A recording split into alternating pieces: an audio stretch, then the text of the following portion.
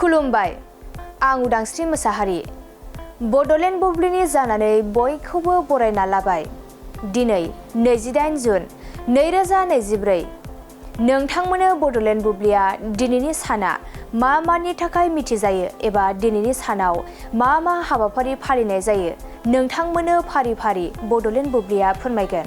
दिनैनि सानखौ रुंसारि बिर सिलागां बसुमतारिनि थैनाय सान महरै फालिनाय जायो।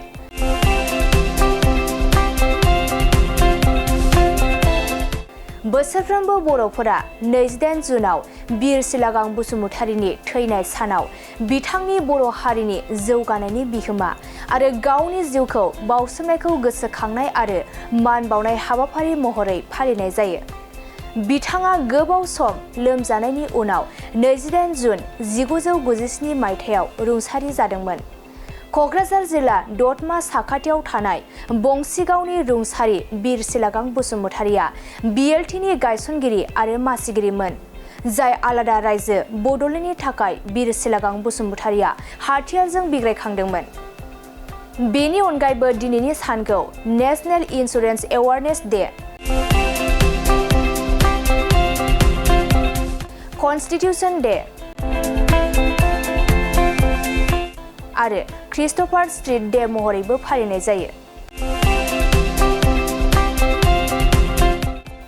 नोंथांमोनो बडलेण्ड बुब्लिया दिनैनि सानाव मा हाबाफारिजों मिथिजायो आरो मा हाबाफारिखौ फालिनाय जायो फोरमायबाय।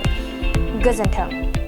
गोजोनथाव खौरां नोंथांमोननि थाखाय लानानै फैदों एमआरएम मेम'रियेल हस्पिटालाव गोबां बेमार फाहामथाय होनायनि खाबु।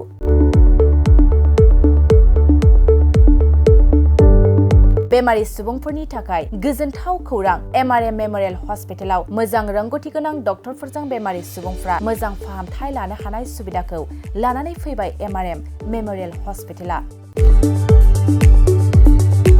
क'क्राझार सहरनि पुलिस पइन्ट आरो अमश्री हटेलनि साखाथियाव थानाय बयजोंबो मिथिसार जानाय एमआरएम मेम'रियेल हस्पिटाला गोबां फेसिलिटिस खाबुफोर फोसावदों। एमआरएम मेम'रियेल हस्पिटालनि फेसिलिटिफ्रानो जाबाय critical care, medicine, emergency medicine, paediatrician, pathologist, general medicine, diabetologist, OBS and gynae, cardiology, general surgeon, neurosurgery, advance laparoscopic ENT surgery department, ophthalmologist, surgical, gastroenterologist, neuropsychiatry, onco' surgery department, dermatologist, orthopaedics, residential medical officer, inter facility unit, physiotherapy, radiologist, histopathological department, urologist, emergency department, CT scan, X-ray, pathology department, vaccinator department आरो MRM memorial हस्पिटालाव 24 घन्टा जेब्लाबो खुलाय थागोन। लांलाय लाबोलायनि एम्बुलेन्सनि सुबिदायाबो 24 घन्टा थागोन। गोबां मिथिनो थाखाय नैबे 9854081948 936 550 2048